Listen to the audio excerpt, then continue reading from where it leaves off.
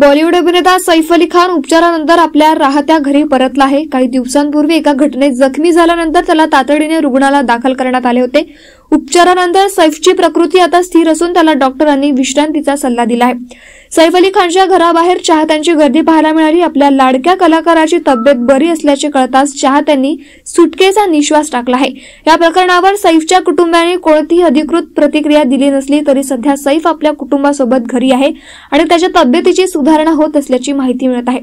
अभिनेता सैफ अली खान बॉलिवूडमध्ये आपल्या दमदार अभिनयासाठी ओळखला जातो। त्याच्या तब्येतीसाठी चाहत्यांनी शुभेच्छांचा वर्षाव केला आहे। धनंजय मुंडे यांच्या टोळीचा नायनाट होणे अत्यावश्यक आहे अशी मागणी मराठा आंदोलक मनोज जरांगे पाटील यांनी केली आहे। बीड जिल्ह्याच्या पवित्रतेला गोलबट लावणाऱ्या या टोळीमुळे गुन्हेगारीचे जाळे वाढत असल्याचा गंभीर आरोप त्यांनी केला। जरांगे पाटील यांनी धनंजय मुंडे यांच्यावर थेट आरोप करत म्हटले की एका जागेवर बसून खंडणी मागणे आणि खून करण्याचा कट रचणे सुरू आहे। मंत्र्यांच्या मदतीने टोळ्या चालवल्या जात आहे। खून करणाऱ्या व खंडणी मागणाऱ्यांपेक्षा कट रचणारा हा मोठा गुन्हेगार आहे। त्याच्यावर 302 चा गुन्हा दाखल करून जेलमध्ये टाकले पाहिजे। मनोज जरांगे यांनी मुख्यमंत्र्यांना उद्देशून सांगितले की फोनवर खंडणी मागणाऱ्या आरोपींना आरोपींच्या कॉल डिलीट रेकॉर्ड्स तपासा। आरोपींना पळून नेणारे पैसे पुरवणारे यांनाही सह आरोपी ठरवा। मुख्यमंत्र्यांनी या प्रकरणात कुणालाही जामीन मिळू देऊ नये अन्यथा देशमुख कुटुंबाला धोका निर्माण होईल अशी खंत त्यांनी यावेळी व्यक्त केली। चंपावती नगरी असताना इथं इतके प्लॅनिंग म्हणजे या राज्यानं अशा प्लॅनिंग कधी बघितल्याच नाही। गुंडगिरीच्या, हप्ते वसुलीच्या, खंडणीच्या आणि छेडछाडीच्या सुद्धा बलात्काराचे असे दरोड्याचे हे गुन्हे त्यांच्यावरती असं नेटवर्क आणि अशा टोळ्या चालवणं या जिल्ह्यानं या राज्यानं कधी बघितलं नव्हतं। काय वाईट बघायची वेळ या धनंजय मुंडेच्या टोळीनं लोकांवरती आणली, खूप वाईट। आणि आजचं तर खूपच धक्कादायक की जर तुम्ही एका जागेवरती बसून खंडणी मागायचं आणि खून करायचं जर कट शिजवायला लागले, सामूहिक कट करायला लागले, संघटित गुन्हेगारीला तुम्ही पाठबळ द्यायला लागले एका मंत्र्याच्या सपोर्टनं आणि टोळ्या चालवून, मी प्रत्येक वेळेस सरकारलाही म्हणलो होतो आणि आपल्या मीडियाच्या बांधवासमोरही म्हणलं होतं की खंडणी मागणारे आणि खुनातले ही एकच आरोपी ते वेगळे नाही आहेत। ह्या 3 टीम आहेत असं माझं मत आहे। खंडणी मागायला लावणारा एक वेगळी टीम, खून करायला लावलेली वेगळी टीम आणि करून घेणारा हा एका जागेवर बसलेला होतो। सरमाडका काय कोण येतो ते एका जागेवर बसले ते आणि हे घडून आणतोय। म्हणजे खून करणारापेक्षा आणि खंडणी मागणारापेक्षा हे सामूहिक कट घडून आणणारा आणि खून आणि खंडणी घडून आणणारा सगळ्यात मोठा गुन्हेगार आहे। याच्यावरती 302 होऊन हा कायमचा जेलमध्ये सडला पाहिजे, पण हा मुख्य आरोपी झाला पाहिजे। तुम्ही कुठे सदस्य बनवायले, आमका बनवले, तंक बनवले। आणखीन मुख्यमंत्र्यांना आपल्या माध्यमातून जाहीरपणानं मी सांगतो, खून आणि खंडणी मागणारे ज्यावेळेस हे फरार आरोपी होते त्यावेळेस हे कोणाशी बोलले यांचे शिड्यार येणं आवश्यक आहे। यांना कोणत्या मंत्रालयाने फोन केले त्या काळात 20-22 दिवसाच्या काळात यांनी 100% फोन केलेले आहेत। कुणीतरी फोन फेकून दिला त्यातल्या एका आरोपीने तो सापडत कसं काय नाही, हे सुद्धा खूप महत्वाचं आहे। आणि याच्या पलीकडची चौथी गोष्ट, जे आरोपी खंडणीतले आणि खुनातले पळून गेले यांना सांभाळणं कुणी, गाड्या कोणी पुरवल्या, पैसा कोणी पुरवला, हे कोण, घरं कोणी दिले, हे सुद्धा सह आरोपी होणं गरजेचं आहे। कारण हे लाभार्थी आहेत। कुणी चोऱ्या करायचे, हे चोट्टे चाट्टे हे एकमेकाला देत असतील पैसे, म्हणून ही लाभार्थी टोळी आणि या टोळीमुळे इतके वाईट दिवस बीड जिल्ह्याला बघायची वेळ आली। त्यांच्या समाजाला सुद्धा डाग लागला। जी पत होती, प्रतिष्ठा होती ना, ह्या टोळीमुळे, ही धनंजय मुंडेची टोळी, ह्या टोळीमुळं वाईट वेळ खाली मान घालून चालायची त्यांच्यावरती आली। म्हणून हिचा नायनाट होणं गरजेचं आहे, मुख्यमंत्र्यांना तो करावा। मात्र खंडणी प्रकरण जे अगोदर 19 तारखेला मागणी केली होती त्यामध्ये पोलीस अधिकारी सुद्धा काही दिसत आहेत। त्या व्हिडिओमध्ये ते आतमध्ये जात आहेत, त्यात काही पोलीस अधिकारी सुद्धा दिसत आहेत आणि पाटील नावाचा पोलीस अधिकारी आहे कोणतरी, ज्याला परत निलंबन करण्यात आलं। मात्र हे धक्कादायक आहे की पोलीस अधिकारी त्यांना संरक्षण देत होते। हे बघा, एक चांगली गोष्ट झाली म्हणायला लागणार आहे आज देशमुख कुटुंबाच्या नशिबानं, या बीड जिल्ह्यातल्या जनतेच्या नशिबानं, राज्य सरकारच्या नशिबानं सुद्धा, की हे ज्यावेळेस कट शिजत होते ते फुटेजच बाहेर आले। ही खूप चांगली गोष्ट झाली। आता मात्र कोणाला सोडता येणार नाही। नसतं अर्ज करत होते, एवढा खून पचवायसाठी अर्ज करत होते। मुख्यमंत्र्यांना माझं सांगणं आहे, एकाची जामीन होता कामा नये। जर जामीन झाली ना खंडणीतल्या किंवा खुनातल्या आरोपीची, देशमुख कुटुंबाला त्या जीवाला धोकाही मर्डर करू शकते त्यांचा, यांना सुटू देऊ नका। आणि इतका समोर व्हिडिओ यायला लागला तर आता तर हे मुख्यमंत्र्यांना चॅलेंज आहे की आम्ही सामूहिक कट शिजला खून पण केला आणि खंडाने पण मागितल्या तरी आमचं कोणी वाकडं करू शकत नाही. हे चॅलेंज आहे.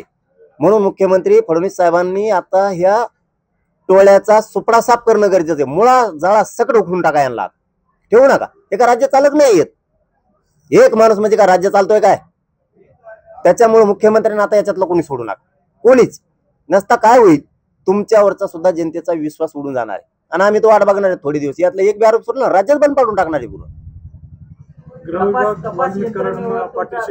हो घालीत नाहीत कसं काय? अरे सरकारने त्यांच्या आहे ते टर्मळ एक, त्यांना काय कळत नाही का? आता मला एक सांगा बरं, तुम्ही म्हणताय कोण ते सरमाड का कोण आहे ते अटक झालेलं, त्याला काय गरज आहे एवढं प्रॉपर्टी जितकी 2-4 कनिंग भरते बा पैसे? याचा अर्थ ही प्रॉपर्टीच नाहीची, 100% नाही.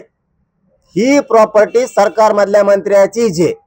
याला सगळ्याला मुख्यमंत्र्याचं पाठबळ त्यांच्याकडे आहे. सध्या तरी नाही वाटत.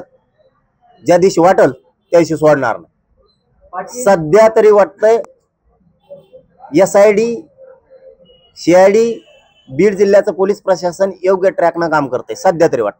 मुख्यमंत्री सुद्धा ज्या दिवशी आम्हाला वाटल तुम्ही चार्जशीट मध्ये हेराफेरी करायला लागली, तुम्ही आरोपीला पाठीशी घालायला लागली, तुम्ही त्यांचे नाव घेत नाहीयेत, आता एवढा पुरावा मिळाला ना, आता तर मेलेच आणि मेलेच पाहिजे. हा पुरावा CID असेल किंवा पोलीस असेल त्यांच्याकडे तो मिळालाय का नाही काय, आणि तो थेट मीडिया समोर आलाय. मिळाला असेल ना, झोपले काय मग ती? आता मीडियात येतोय म्हणल्यावर मग मीडियाकडे तपास देता का? तुम्हाला नसेल जमत काय ठेवा मग?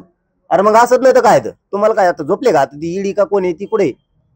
अरे एवढी प्रॉपर्टी माझं काही ना राव 13.5 पत्र तरी माझ्या मग यासाठी लावली आणि इतकी प्रॉपर्टी ऐकू बधीर होते माणूस. कोटी म्हणलं की झाकाची ती इकडं आणि त्याची कोटीनं प्रॉपर्टी सापडती. कोटीनी ईडी कुठे?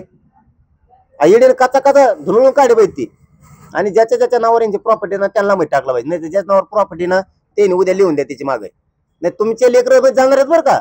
यांनी पैशाच्या माझावरून मस्तीवर गोरगरिबाच्या आणि पाहुण्याच्या नावावर जमिनी प्लॉट पैसे काही लय मोठं गबाळ केलंय. हे तुमच्यावर बेतल तिकडं त्यांचं लिहून द्या. आमचं सरकारकडं मुख्यमंत्र्यांकडे जाहीरपणानं एक म्हणणं आहे या बीड नगरीमधूनच, खंडणीतल्या आणि खुनातले आरोपी एकही सुटता कामा नये. 302 लावा.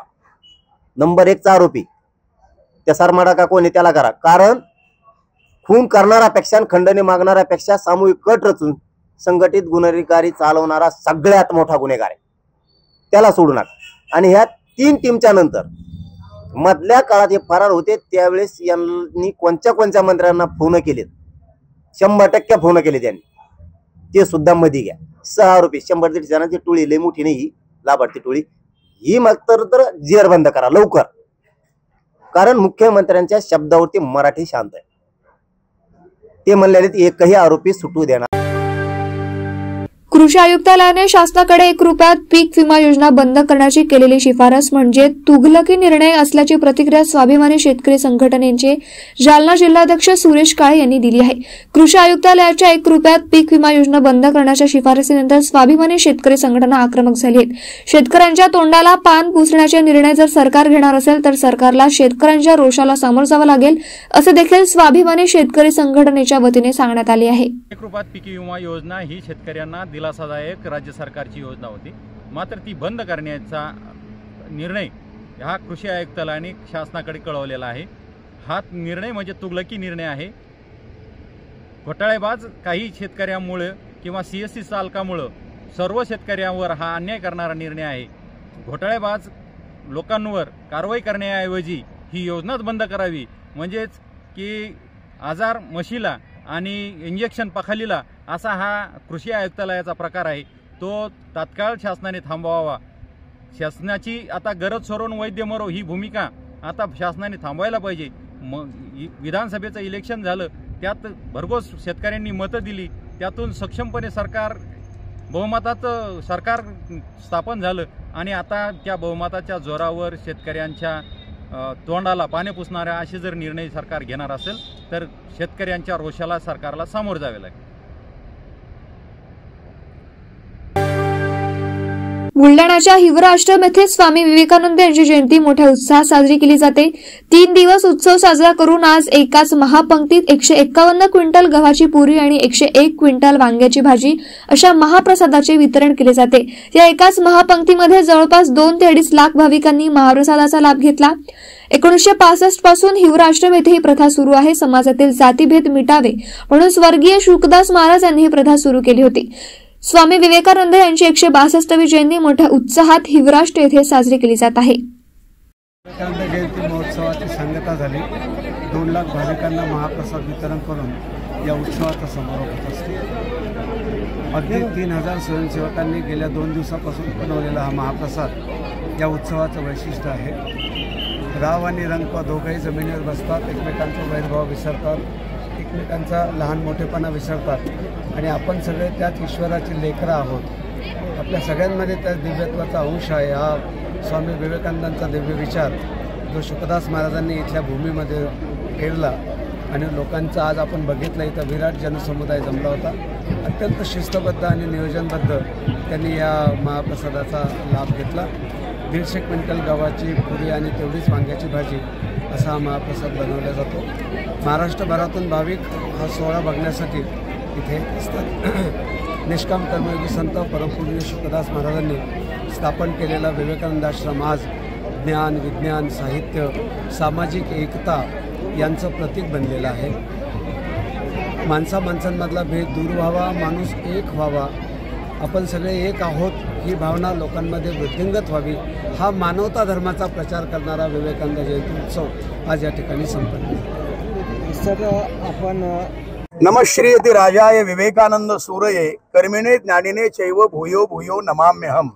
ज्यांनी संपूर्ण जगाला समता, ममता आणि मानवतेचा संदेश दिला ते विश्ववरेण्य श्रीमंत स्वामी विवेकानंद यांचा आज जन्मोत्सव आहे। पौष वद्य सप्तमी सच्चिदानंद सद्गुरू स्वामी शुकदास माऊली यांनी स्थापन केलेल्या या विवेकानंद आश्रमामध्ये म्हणजे स्वामी शुकदास माऊलींचं तत्व आहे की कोणी कोणत्याही धर्माचे असावे परंतु राहावे एकत्रित।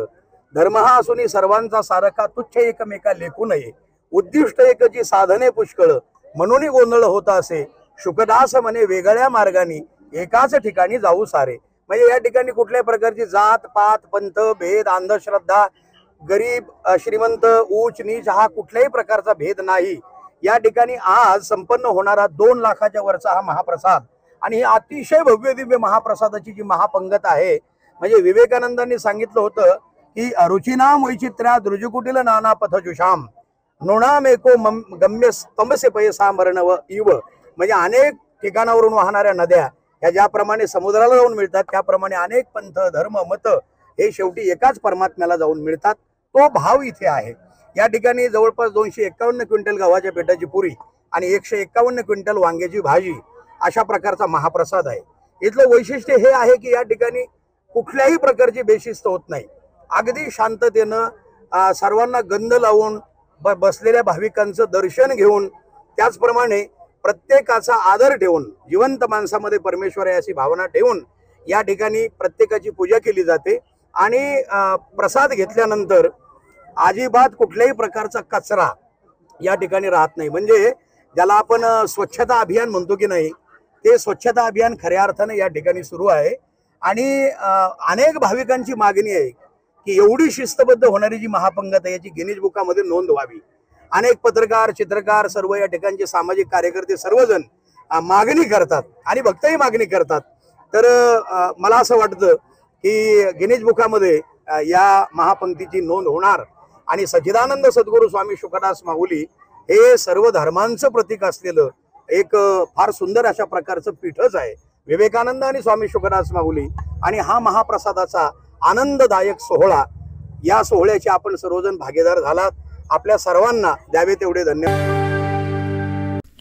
काल शिवसेना ठाकरे गटाचे राज्य संघटन तथा लोहा कंधार विधानसभा मतदारसंघाचे उमेदवार राहिलेले एकनाथ पवार यांनी शिवसेना ठाकरे गटाला सोडचिठ्ठी देत शिवसेना नेते विनायक राऊत, शिवसेना उपनेत्या सुषमा अंधारे, संपर्क प्रमुख बबन थोरात यांच्यावर दलालीचा आरोप केला।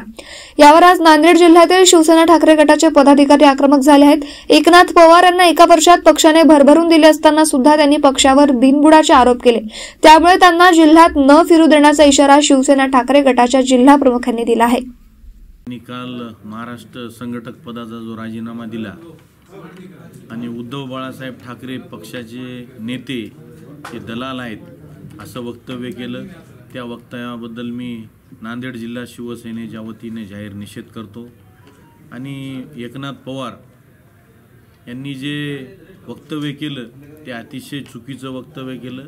अवघ्या एका वर्षामध्ये पक्षामध्ये येऊन त्याला पक्षाचं महाराष्ट्राचं संघटक पद दिलं, लोहा कंधार विधानसभेची उमेदवारी दिली आणि 2 नंबरचा उमेदवार तो झाला। अवघ्या काही मतानं 5-10 हजार मतांनं तो पराभूत झाला। हा पराभवाचा खापर तो जर शिवसेनेवर फोडत असेल तर नांदेड जिल्हा शिवसेना ही कदापि खपून घेणार नाही। यानंतर या एकनाथ पवारनी तर शिवसेना उद्धव बाळासाहेब ठाकरे यांच्याकडे बोलणं तर दूर राहिलं, नुसतं बोटही दाखवलं तर त्याचा समाचार चांगल्या प्रकारे घेण्यात येईल असं नांदेड जिल्हा शिवसेनेच्या वतीने त्याला आव्हान देतो। शिवसेनेचे राज्य संघटक एकनाथ पवार यांनी राज्य संघटक पदाचा राजीनामा उद्धवजीकडे पाठवलेला आहे आणि मागच्या विधानसभेमध्ये त्यांना शिवसेनेने उमेदवारी दिली। 71,000 मतं त्या मतदारसंघात त्यांना मिळाली। अवघ्या 10,000 ती जागा पडली। जागा त्या ठिकाणी पडली असता एकनाथ पवार यांनी अगोदर आपली जागा का गेली, आपल्यासोबतचे माणसं, आपल्यासोबतचे कार्यकर्ते, निष्ठावान माणसं अखेरला आपल्याला सोडून का गेली किंवा आपण लास्टला कुठं कमी पडलो याचं आत्मपरीक्षण करायला पाहिजे होतं आणि पुन्हा एकदा नव्या जोमानं कामाला लागून त्या ठिकाणी विजय संपादन करायला पाहिजे होतं। निवडणुकीमध्ये हार जीत होत असते, असं असताना श्री एकनाथ पवार हे पक्ष सोडून गेले। त्यांनी पक्ष सोडला तरी आमचा काही त्यांच्याबद्दल हरकत नाही, पण जातेवेळेस त्यांनी आमच्या काही नेत्यांना, त्यामध्ये विनायक राऊत साहेब असतील, आमचे संपर्क प्रमुख थोरात साहेब असतील, यांच्यावर आरोप केले आणि आरोपच नाही तर उद्धवजीची शिवसेना, उद्धव बाळासाहेब ठाकरे शिवसेना हे दलालांचा पक्ष आहे हे जर त्यांचं विधान आहे आम्हाला कुठेतरी जिव्हारी लागलं आहे। त्यामुळंच आज त्यांना सांगायचं आहे की ज्या 1 वर्षामध्ये पक्षाने तुम्हाला राज्य संघटक पद दिलं, महाराष्ट्रामध्ये ते पद घेऊन मिरवलात, तुमच्या मतदारसंघामध्ये तुम्ही जे जे कागदावर लिहिलं ते पदाधिकारी त्या ठिकाणी दिले। तुमच्या मतदारसंघात संजय राऊत साहेबांसारख्या माणसांनी सभा घेतल्या आणि आज केवळ स्वतःच्या जीवावर मला मतदान मिळालं हे त्यांना जर वाटत असेल तर हे त्यांची चूक आहे। हे मशाल निशाणीवर मतदान भेटलं, उद्धवजीच्या विचारावर मतदान भेटलेलं आहे आणि ते आज ते भरमात आहे की त्यांच्या स्वतःच्या जीवावर त्याला मतदान भेटलं। ते ठीक आहे, त्यांना जे काय वाटायचं त्यांनी वाटू द्या, पण आमच्या पक्षावर ते आरोप करून गेलेत त्याबद्दल मी आज त्यांचा तीव्र निषेध व्यक्त करतो। सोमनाथ सूर्यवंशी मृत्यूनंतर त्यांच्या कुटुंबाचे पुनर्वसन करून न्याय द्यावा तसेच भीम सैनिकांच्यावर दाखल करण्यात आलेले गुन्हे मागे घ्यावेत या मागणीसाठी आंबेडकरी समाजाच्या वतीने परभणी ते मुंबई मंत्रालयाचा पायी लॉंग मार्च काढण्यात येत आहे। या लॉंग मार्चला पाठिंबा देण्यासाठी व बीड जिल्ह्यातील सरपंच संतोष देशमुख यांची क्रूरपणे हत्या करणाऱ्या गुन्हेगारांना फाशीची शिक्षा देण्यात यावी या मागणीसाठी शिव फुले शाहू आंबेडकरी जनतेच्या वतीने मंगळवारी ऐतिहासिक दसरा चौक येथील छत्रपती शाहू महाराजांच्या पुतळ्यासमोर धरणे आंदोलन करण्यात आले। मी जनशक्ती महासंघाचा जिल्हाध्यक्ष आहे। आज मात्र शिवशाहू फुले आंबेडकर समाजाच्या वतीनं, जनतेच्या वतीनं आज या ठिकाणी गेले 1.5-2 महिन्यापूर्वी ज्या संतोष देशमुख आणि आमच्या सूर्यवंशीची जी हत्या झालेली आहे, सोमनाथ सूर्यवंशीला पोलिसांनी ज्या वेळेला अटक केलं त्यावेळेला त्याला जी झालेली मारहाण आहे त्या मारहाणीमुळे त्याचा मृत्यू झालाय असा शासकीय अहवाल असताना सरकार मात्र दिशाभूल करत आहे। सभागृहामध्ये माहिती देताना चुकीची माहिती देते आहे आणि शासकीय रिपोर्ट चुकीचा आहे, तो बदलू शकतो अशा पद्धतीची भाषा सरकार जर करत असेल तर या सरकारचा आम्ही जाहीर निषेध करतो. सोमनाथ सूर्यवंशीला न्याय मिळावा म्हणून, सोमनाथ सूर्यवंशीच्या घराचं पुनर्वसन व्हावं म्हणून कुटुंबाचं, परिवाराचं, आज परभणी ते मुंबई असा जो लॉंग मार्च निघालेला आहे, हजारो लोक त्याच्यामध्ये सहभागी झालेले आहेत. या लॉंग मार्चला पाठिंबा देण्यासाठी आम्ही आज या ठिकाणी बसलो आहोत. आमची महाराष्ट्र शासनाकडे मागणी आहे, कुठल्याही प्रकारे त्यांनी आरोपीला पाठीशी घालू नये, आरोपीची सखोल चौकशी व्हावी, त्यांच्यावर कठोर कारवाई व्हावी आणि जे पोलीस दोषी आहेत त्यांना तात्काळ निलंबित करावं. जर अशा पद्धतीची कारवाई शासनाकडून झाली नाही तर कोल्हापूरसह संपूर्ण महाराष्ट्रभर हे आंदोलन निश्चितपणे भडका घेईल आणि त्याची सर्व जबाबदारी शासनाची असेल असा या ठिकाणी मी इशारा देतो आणि मी थांबतो. नशेसाठी औषधांचा वापर करण्याचा धक्कादायक प्रकार सांगलीच्या मिरजेमध्ये उघडकीस आला आहे. मिरजेच्या महात्मा गांधी चौकी पोलिसांनी या प्रकरणी नशेसाठी वापरण्यात येणाऱ्या औषधी इंजेक्शन व गोळ्यांचा साठा जप्त करत तिघांना अटक करण्यात आली आहे. आरोपींकडून 14.5 लाखांचा मुद्देमाल जप्त केला आहे. मिरज शहरामध्ये नशेसाठी वैद्यकीय औषधांचा अवैधरित्या वापर करण्यात येत असल्याचा प्रकार सुरू होता.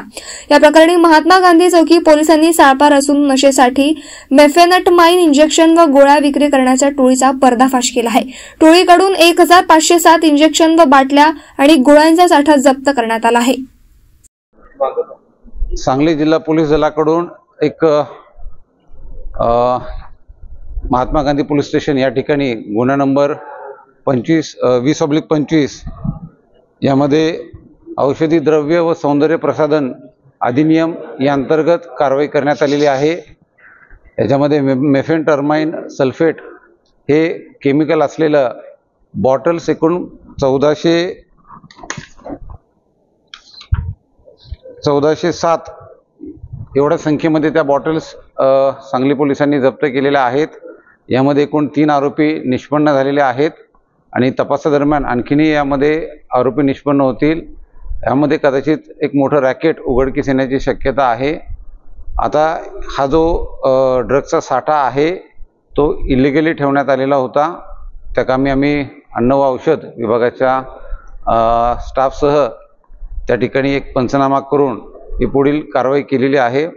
यामध्ये तपासादरम्यान आणखीनही यामध्ये काही आरोपी सामील आहेत का, याच्यामध्ये आणखीन काही ड्रग्सचा वापर करण्यात येतो का, या सर्व बाबी निष्पन्न होतील.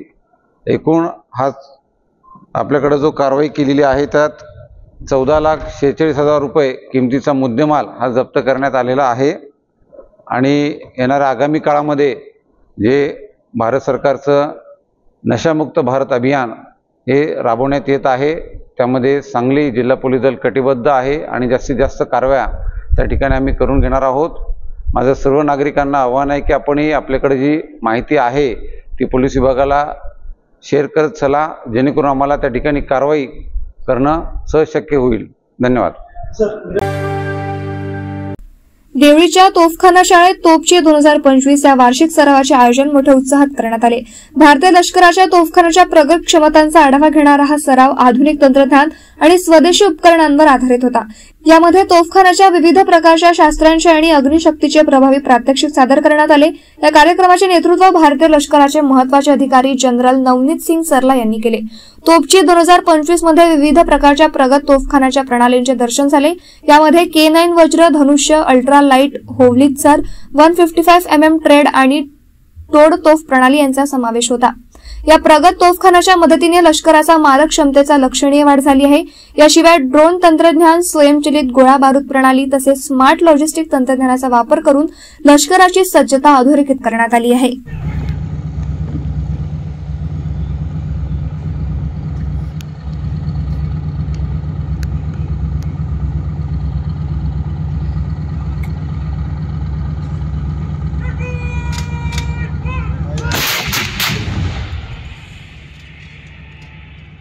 God fights on the side with the best artillery, so said Napoleon Bonaparte. We have seen the thunderous effect of guns on the target, showcasing on whose side God fights.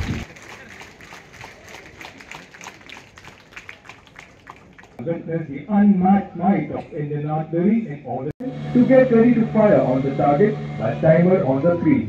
The stark contrast in the time taken. You can now see the use of an orienting instrument called the theodolite. The device curves onto your left for recording of vocals. However, we would like to highlight that Dhanush does not need an orienting instrument.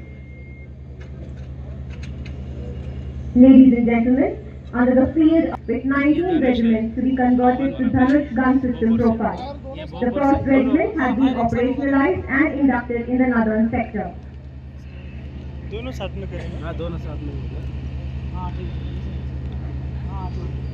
If you would notice the timer on the screen, Dhanush gun, due to the state-of-art orientation and fixation capability, was ready within 29 seconds, much before the ammunition.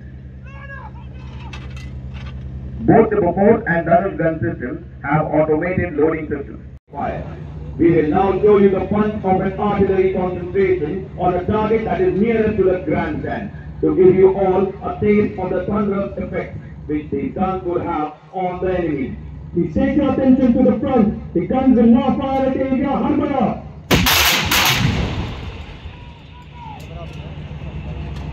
What would be going to happen?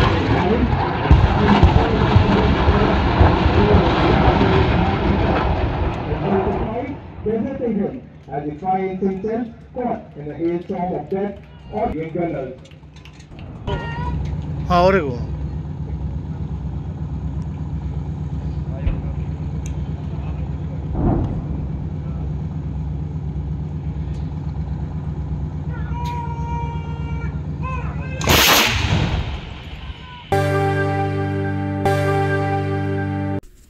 Bibwewadi police ठाण्याच्या हद्दीत एका 25 वर्षीय doctor तरुणीने आत्महत्या केल्याची धक्कादायक घटना समोर आली आहे.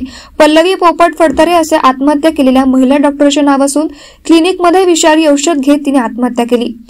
या प्रकरणी कुलदीप आदिनाथ सावंत या व्यक्तीविरोधात फसवणुकीचा गुन्हा दाखल करण्यात आला आहे. पोलिसांनी दिलेल्या माहितीनुसार कुलदीप सावंत याने जीवनसाथी.com या संकेतस्थळावर अविवाहित असल्याचे भासवून पल्लवीला लग्नाचे आमिष दाखवले. त्यानंतर तिच्याकडून 10 लाख रुपये घेतले. काही काळानंतर त्याने तिला आपले पहिलेचे लग्न झाले आहे म्हणून सांगितले आणि पत्नी गर्भवती असल्याचेही सांगितले. या खुलाशामुळे पल्लवी मानसिक तणावात गेली आणि नैराश्याने ग्रस्त होऊन तिने विषारी औषध घेत आत्महत्या केली. फसवणूक करणाऱ्या आरोपीवर कठोर कारवाई करण्यात असल्याचे पोलिसांनी स्पष्ट केले आहे.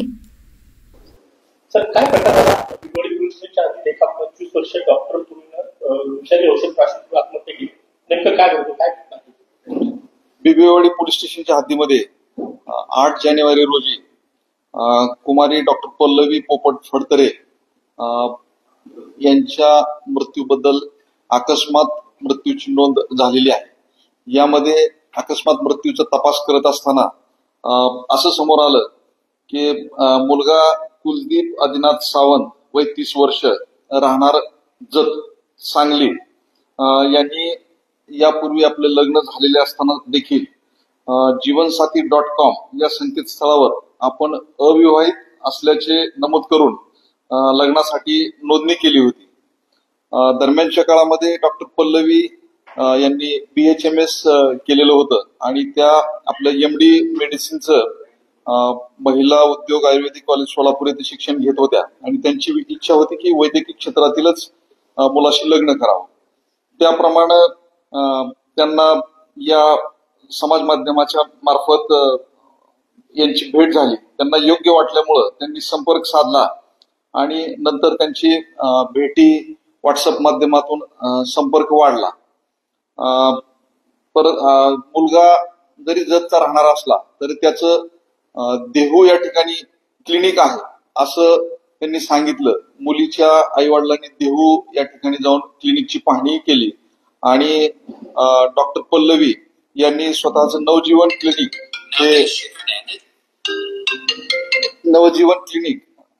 सुरू केलेलं होतं बिबवेवाडीमध्ये. तर जेव्हा मुलाला घरच्यांनी त्याची एकंदरीत परिस्थिती विश्वास नसल्यामुळं नकार दिला, तेव्हा मुलानं आपण बिबवेवाडी परिसरामध्येच नवीन दवाखाना टाकूया, त्यासाठी मला पैसे लागतील असं म्हणून मुलीकडून पैसे घेतले.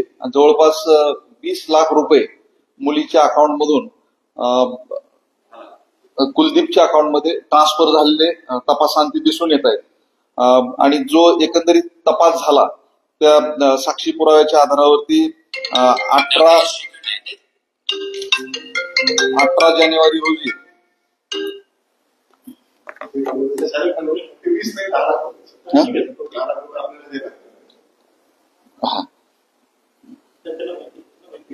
बरोबर 20 लाख रुपये मिळाले होते. त्यापैकी 90,000 रुपये रक्कम फक्त आज रोजी अकाउंटवरती तपासांती शिल्लक दिसून येते. उर्वरित रक्कम कुलदीप यांच्याकडे ट्रान्सफर केली होती. एकंदरीत मुलीच्याही जेव्हा या बाबी लक्षात आल्या की कुलदीपचा ऑलरेडी विवाह झालेला आहे आणि आपली पूर्णपणे फसवणूक झालेली आहे, तेव्हा मानसिक धक्का बसून मानसिक तणावात जाऊन क्लिनिकमध्ये विषारी औषध पिऊन डॉक्टर पल्लवी यांनी आत्महत्या केल्याचं निष्पन्न झालेलं आहे आणि त्या अनुषंगानं कुलदीप सावंत यांच्यावरती आत्महत्येस प्रवृत्त केलं म्हणून बिबीवाडी पोलीस स्टेशन या ठिकाणी गुन्हा दाखल असून पुढील तपास चालू आहे. फारच लांबलं काय? कर्नाटकातील बीदर जिल्ह्यात महात्मा बसवेश्वर यांच्या पुतळ्याच्या विटंबनाच्या घटनेवर तीव्र निषेध व्यक्त करत सोलापुरात महात्मा बसवेश्वर प्रतिष्ठानाच्या वतीने आंदोलन करण्यात आले. या निदर्शनांमध्ये लिंगायत समाजाच्या बांधवांनी आक्रमक भूमिका घेतली असून कर्नाटक सरकारवर तीव्र नाराजी व्यक्त केली आहे. आंदोलकांनी महात्मा बसवेश्वर पुतळ्याजवळ एकत्र येऊन निषेध व्यक्त केला. विटंबना करणाऱ्या समाजघटकांना तात्काळ अटक करावी अशी ठाम मागणी आंदोलकांनी केली आहे. तसेच जर आरोपींवर कठोर कारवाई झाली नाही तर सोलापुरातील महात्मा बसवेश्वर पुतळ्याजवळ आमरण उपोषण करण्याचा इशारा देखील आंदोलकांनी दिला. बसवेश्वर महाराज की जय, जगज्योती बसवेश्वर महाराज की जय, जय श्रीराम, जय श्रीराम.